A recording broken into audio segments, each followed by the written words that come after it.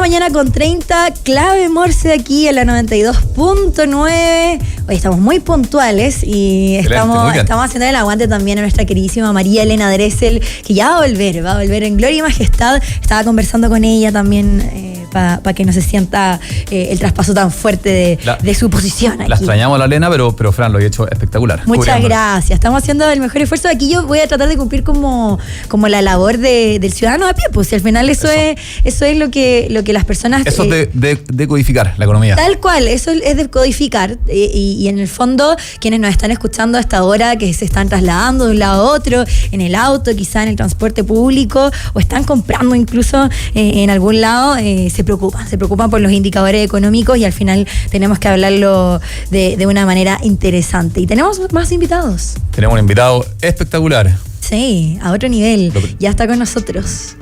¿Lo presentas tú, Fran? Dale. Juan José Obach, director del Centro de Estudios Horizontal, ex integrante del Centro Internacional de Harvard y ex jefe de gabinete y coordinador de mejoramiento del gasto público del Ministerio de Hacienda. ¿Cómo estás, Juan José?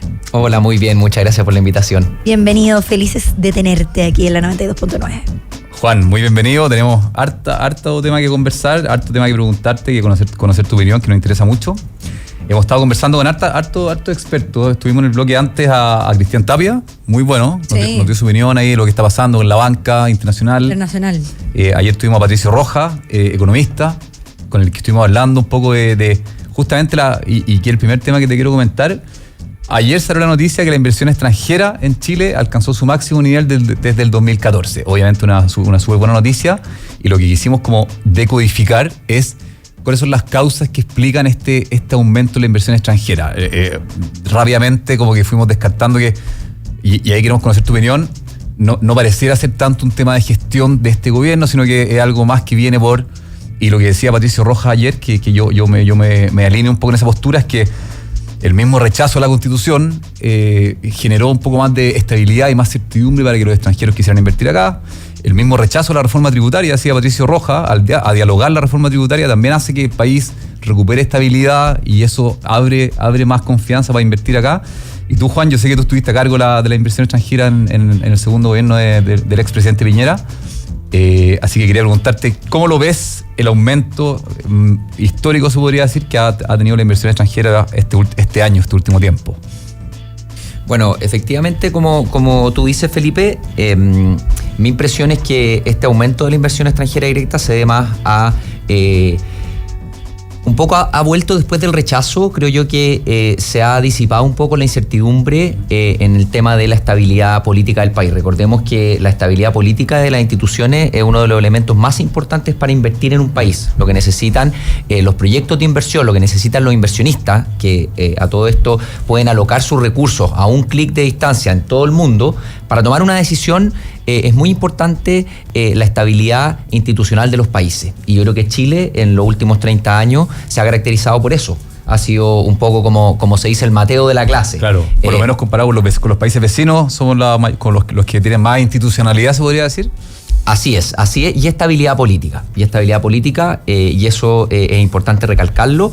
Obviamente, desde el estallido social, con el proceso constituyente, muchos de esos cimientos que hacen que Chile sea una economía a la cual se mira con buenos ojos desde afuera, estuvieron en entredicho, ¿no es cierto? Sin ir más lejos, el borrador de Constitución presentaba una serie de cosas que, a mi parecer, y obviamente al parecer de la gran mayoría de la gente, de los chilenos, ponía en duda eso, ¿no es cierto? Sí. Concentraba el poder en unos pocos y básicamente limitaba la capacidad de crecimiento del país hacia el futuro. Así que yo creo que ese es un tema estructural que se vio ya en el segundo semestre del año pasado, o en el último trimestre, para ser más específico. Y también creo yo que la apertura gradual de China, la depreciación también del peso le ha servido al sector exportador, y todas esas cosas han conjugado para que haya aumentado también la inversión extranjera. Es importante mencionar también que parte de esta inversión extranjera no es nueva inversión, sino que son utilidades que se reinvierten en el país, y también es un voto de confianza, porque esa gente, esos inversores extranjeros podrían llevarse la plata, pero la mantienen. Así que bueno, seguimos con un poco de incertidumbre, pero creo yo que eso es una buena señal de que Chile está retomando un poco un camino de estabilidad y crecimiento de mediano plazo. Oye, manteniéndonos en Chile, ya que estamos en eso, la incertidumbre también, tú lo mencionabas, se genera con diferentes proyectos, con estos movimientos políticos, y uno de esos es el proyecto de 40 horas, que lleva harto tiempo en conversación, que ahora ha tomado también harta fuerza. ¿Cómo lo ves tú? ¿Cómo ves que puede darse en cuanto a las consecuencias vinculadas más a la economía?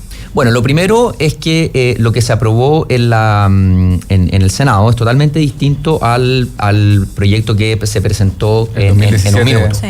Tal cual. Que se liderado por Vallejo y Carol Cariola. Y Carol Cariola, así es. Ese proyecto simplemente cambiaba el guarismo, como se llama, el número de 45 a 40, y obviamente sin considerar ningún tipo de realidades de los distintos sectores productivos, sin considerar adaptabilidad, cómo las empresas se van a adaptar a este nuevo escenario, etcétera. Creo yo que se incorporaron una serie de indicaciones que hacen que el proyecto sea mejor, pero aquí estamos olvidando un tema de fondo, creo yo, en el proyecto. Lo primero es, obviamente, que es muy importante preocuparse por el bienestar de los trabajadores y que podamos conciliar de buena manera el trabajo con la vida privada. Pero aquí no podemos olvidar un tema central, que es la productividad laboral. Y hoy en día creo que Chile, si uno mira todos los indicadores a nivel internacional, tenemos una productividad laboral muy baja. Casi la mitad de nuestros trabajadores es analfabeto funcional, es decir, no entiende lo que lee. Y creo que ahí hay un tema que se ha soslayado en este debate, lo hemos dejado de lado, que es cómo aumentamos la productividad laboral de nuestros trabajadores. Porque, perfecto, trabajemos menos, pero que eso vaya aparejado de medidas para mejorar la productividad, como la capacitación, cómo nos adaptamos a los cambios tecnológicos que estamos viendo cada vez con más fuerza. Creo yo que hay un elemento que ha estado fuera de la discusión, y ojalá podamos tenerlo, porque es la única manera al final de que podamos responsablemente y sosteniblemente reducir la jornada laboral. Obvio, ahí entramos en una discusión incluso social, cultural, en el sentido de que cunda más al final, que lo que trabajamos sea mucho más productivo, aunque sean menos horas, si es que este proyecto llega a puerto. Y al final esto también tiene que ver con que las horas libres que vamos a ganar también sean para lo mismo, para descansar y para que al final el trabajo sea mucho mejor.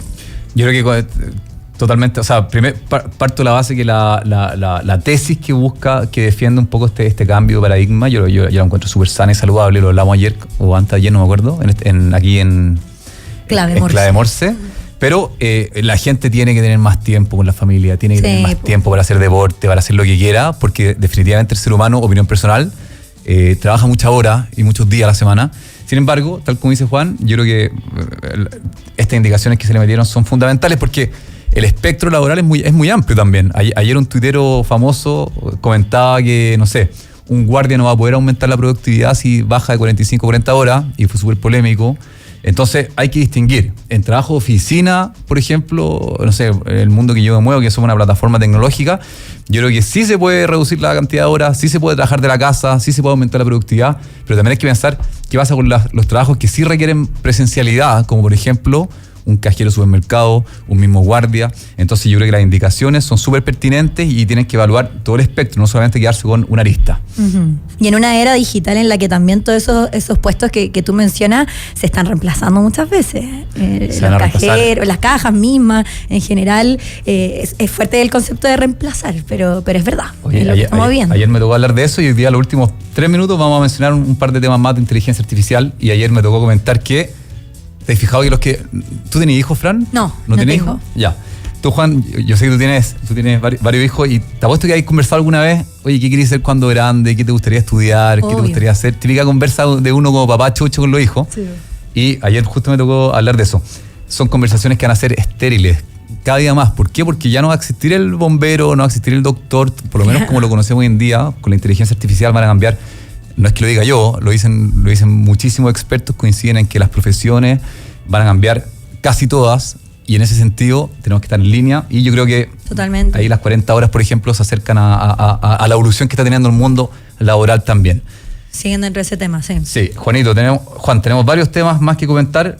Por ejemplo, hablamos de la inversión extranjera, cuáles son las causas que están teniendo que están explicando un poco este cambio. El tema del autopréstamo. ¿Qué te parece el rechazo que tuvo el autopréstamo? Lo conversamos antes con Cristian Tapia. Pareciera, muchos lo han catalogado como un retiro camuflado. Encubierto, lo que pareciera ser ya de entrada como una mala idea para nuestra economía, para seguir calentándola. Pero era fuerte el concepto. Mucha gente preguntaba como, ¿qué es esto del autopréstamo? Y se dejó un poquito de lado como la explicación. Exactamente. De fondo. Y lo bueno es que se rechazó, se hizo política por detrás, hubo almuerzo, hubo conversaciones para asegurar los votos, que pareciera que no pasó para la reforma tributaria. Y en ese sentido, hoy el país despierta con un rechazo a el autopréstamo. ¿Qué te parece, Juan? Bueno, yo lo partiría mencionando con fuerza que el autopréstamo es una expresión más del populismo parlamentario del cual hoy en día está inserto en Chile. Y esto no es solo un fenómeno nacional, sino que también uno mira internacionalmente. Hoy en día la gran pugna es entre el populismo y versus las democracias liberales. Y yo te diría que tanto los retiros como el autopréstamo son el fiel reflejo de ese fenómeno. Hoy en día no hay ningún experto y ningún político serio, tanto de izquierda como de derecha, que no te diga que esta es una política regresiva, que es una política que no va en ayuda de la gente que más lo necesita y que solo va a traer consecuencias negativas. Por lo tanto, no queda más que celebrar el rechazo de la iniciativa. No olvidemos, eso sí, que aproximadamente como 40 diputados votaron a favor. O sea, es importante cuando, claro, en la victoria muchas veces uno se olvida de eso. Se olvida del análisis, y creo que es importante analizar eso. O sea, todavía hay una pulsión populista súper importante. Recordemos que 12 diputados de oposición votaron a favor del autopréstamo. Y son los mismos que van a estar colgados del sexto retiro probablemente también, ¿no? Probablemente así. Y el sexto retiro probablemente va a tener un poquitito más de tracción. Entonces es una buena noticia. Nosotros en Horizontal hicimos un ejercicio para ver a dónde iría a caer esta plata del autopréstamo, suponiendo que toda la gente retira el fondo de sus cuentas. 11 millones de afiliados quedarían sin plata en sus cuentas, sin nada. Más de la mitad de esa plata iría a los 3 deciles de ingresos más ricos. O sea, es una política súper regresiva. Aquí no estamos ayudando a la gente que está más afectada por la inflación, claro, que es justamente las familias más vulnerables porque consumen más parte de su ingreso, sino que estaríamos ayudando directamente a la gente que tiene más, y peor aún, hipotecando las pensiones futuras, que ya son bajas, y tenemos que ver cómo las subimos y no cómo las bajamos. Así que es una buena noticia. Creo yo que aquí el ministro de Hacienda y también las Express se ganan un poroto después de la derrota estrepitosa de la reforma tributaria, pero todavía queda el segundo capítulo, ¿no es cierto? En abril Giles y compañía ya han dicho que van a presentar su proyecto del sexto retiro. Es su batalla también, ¿o no? Así es, sí. Y es una batalla a mi parecer